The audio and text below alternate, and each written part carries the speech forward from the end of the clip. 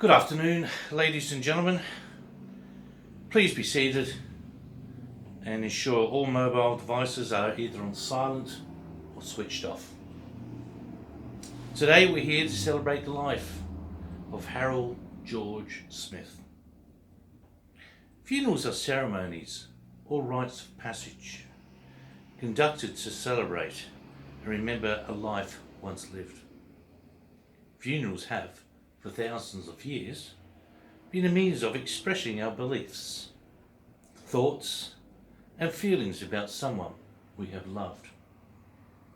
It also helps us to acknowledge that somebody has passed. Allows us to remember the connection between ourselves and the deceased. Offers us a time to talk about the person and a time to say goodbye. It also provides us with an accepted venue for expressing our painful feelings. Now, the family have asked me to read a small passage. Turn Again to Life by Mary Lee Hall. If I should die and leave you here a while, be not like others, sore undone, who keeps long vigils by the silent dust and weep.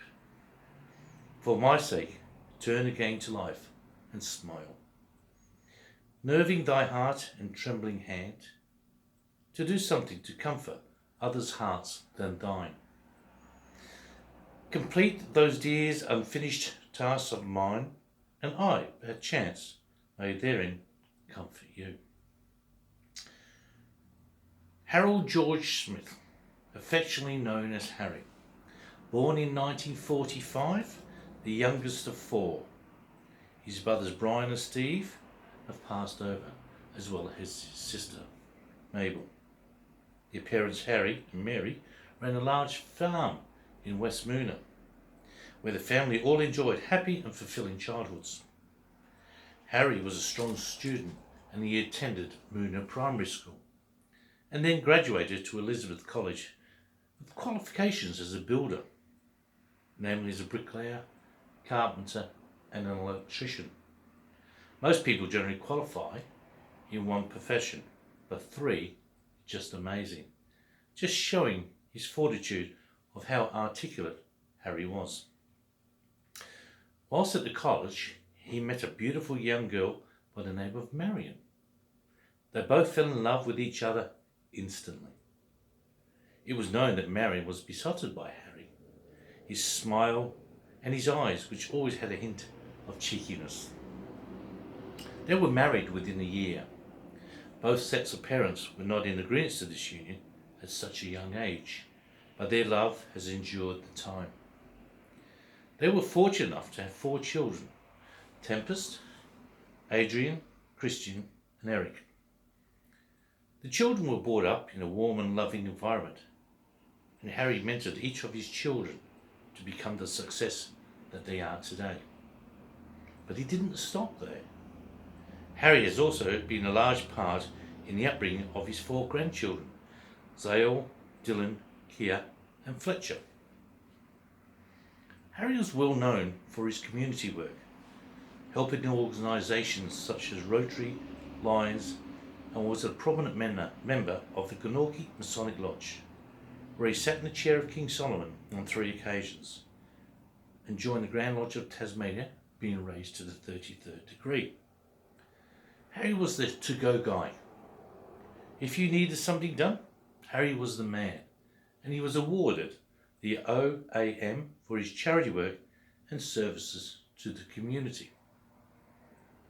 But then suddenly 5 years ago, his angel, Marion, passed away. Harry's world was rocked. Family gathered, but this time it was their turn to support Harry through this period of time. This has impacted on Harry, and he threw his energies into his main passion in life, which was deep sea fishing. And like the way he lived his life, threw 110% into this sport. The trophies in Harry's den can testify as the prowess of passion Harry had for deep sea fishing. Unfortunately, it was to cost him his life. Harry suffered a heart attack whilst at sea, and his best friend Franco desperately tried to save him. But it was Harry's time to join his sweetheart in the Grand Lodge above. I would now like to ask Tempest and Adrian to come forward, as they have their own story to tell. Thank you, Tempest and Adrian. I would now like Harry's other two children to come forward, Christian and Eric, who also want to reflect on their father.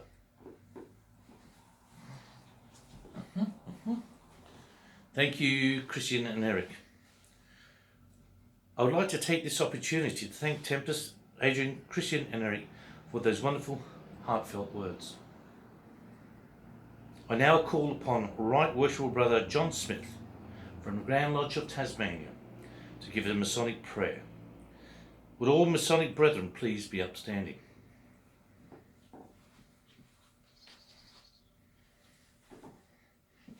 Thank you, John.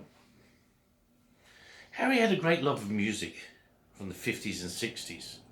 So please enjoy My Way by Frank Sinatra while we watch a montage of photos that sums up Harry's life.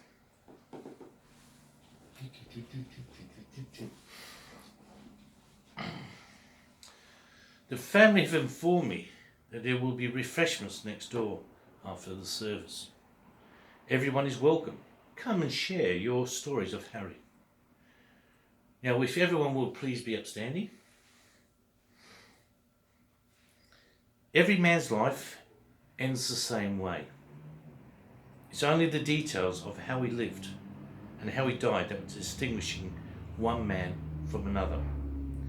As we now commit Harry's body to the Grand Lodge above, please enjoy and laugh as we listen to a song that the family informs me sums up Harry's attitude to life. Look on the Bright Side of Life by the Monty Python team.